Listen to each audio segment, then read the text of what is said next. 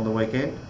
And I thought I'd throw in Tim Wright as the wicket keeper because he's played his first game in D grade, and he's normally used to lower grades. And well done to Tim, really contributing there. Might be putting some pressure on the Woolnow. Well, who knows? Who knows? That's not for us to say, but food for thought. Brad Dolman, 3 for 41. Bryce Chance, 3 for 51. Jason Sherlock, 3 for 50. Mind you, Jason got 3 out of the 4 wickets there, so well done to Jace. Always a good competitor. He's getting a few wickets, Jace. He is. He's competing really hard in Woolnow, and is part of the reasons why we've won 3 games. And Adam Hansen, who also has been just meandering in the fifths for a while, and he's had his opportunities in the thirds, and he took 4 for 43. So he's doing really well, Adam Hansen. He must be pushing for 2s as well.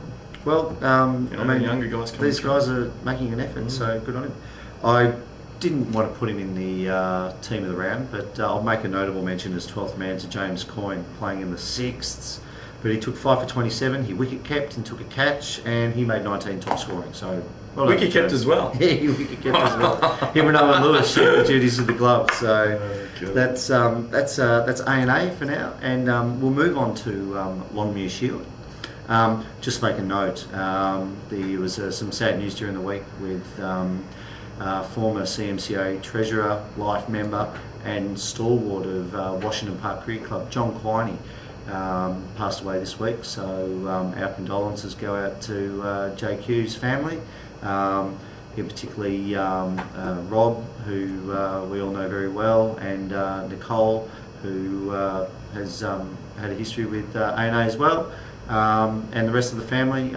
You know, it's not good when you lose a good person like John, and yeah, we're sad to see the passing of him. But moving on to the games.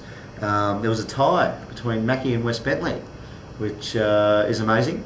I think Mackie were, oh sorry, West Bentleigh were, I think were 8 down, and I think they were under the impression that there was an over left or something like that. So the last ball, there was a quick single and they chose not to run because someone thought that there was an over to go. That old problem with the scoreboard, you know, whether it's actually over number 72 or this is the 72nd over, all that stuff. So anyway, that was unfortunate for them, but it actually opens up the floor a bit, and I guess reduces that whole draw situation from West Bentleigh's point of view. Sorry, from Mackie's point of view, and the only club I think that's on uneven points is Sandringham. Might be sitting. West Bentleigh would be now 1-3 and a tie. Yeah, they're on 15 points, and we're on and West Bentleigh. Yeah, they're on 15 points after 5 games. Must be 2. Yeah, so they're sitting, I think, 7th or 8th. So they've got a bit of a job on their hands. Washington Park defeated Hampton Central.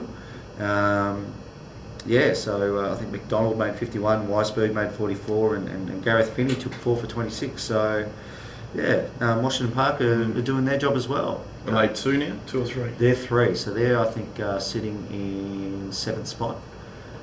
So they're still in the race, yeah. Absolutely. Brighton Union defeated Carnegie South. Defeated is probably an understatement. They thrashed them. Carnegie South were rolled for 89. Michael Cove took 5 for 11, and Stuart Bell with his offies took 3 for 25. As we discussed, A&A defeated Amiga. As I said, Andy Lee top scored with 45. Mick O'Hare made 41 not out. James White made 38 not out. And James White made 38, and Luke Morrison made 20 there. So good stuff by the boys. LePage Park lost to East Sandringham. LePage Park actually had a competitive score, 233, but East Sandy passed them 6 down.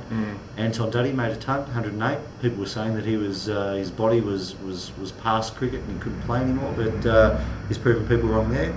And both Luke Manders and Mark Devereaux both made 33 each. And in the final game, Elwood, the dream team of Elwood in their batting lineup, they actually lost to Bentleigh Uniting with Damien Britt taking 3 for 37 and Evergreen Simon Surridge taking 3 for 56. So They've got the, I said at the start, they've got the bowling lineup, Bentleigh. You know, you've got 3 or 4 decent quick bowlers in there, so, and Menarcas bowling up with his darts. So yeah, well, with Peter Menarcas back there, yeah, that just mixes it up a bit and adds a bit of variety and depth and experience.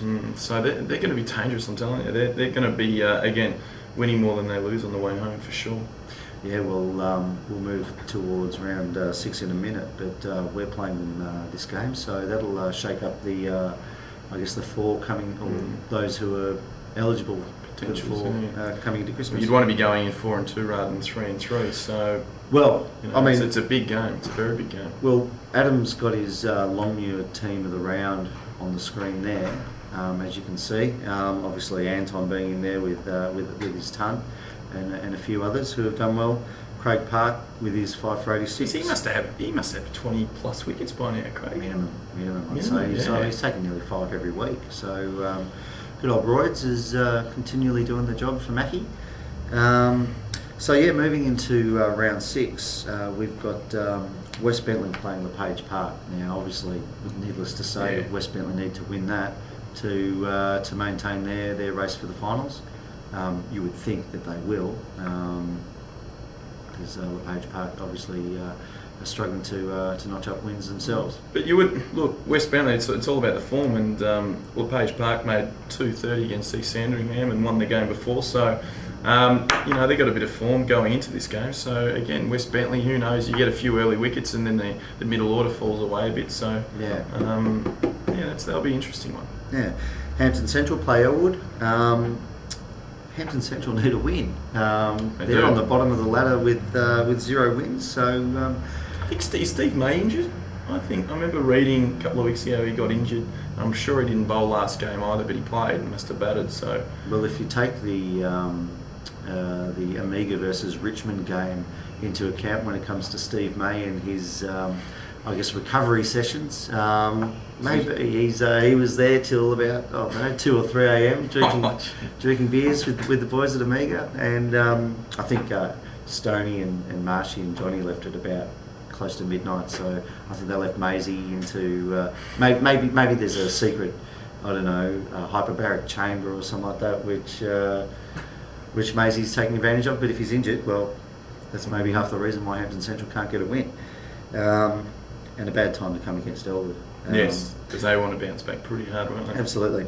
As mentioned, Bentleigh Uniting play A&A, 5th versus 6th basically, and it's the ultimate 12-point game. The winner keeps its nose in the 4. The loser sort of like breaks away from the pack a bit and falls away. So needless to say, it's a very important game. And again, like I said at the start, we've played. I think we've played the West Bentleigh, East Sandy, Elwood, Brighton U, now Bentleigh Uniting. So if we can pick up 4 wins out of those, that'll be a good platform after exactly Christmas. Right. So we've done the hard work early. Yep.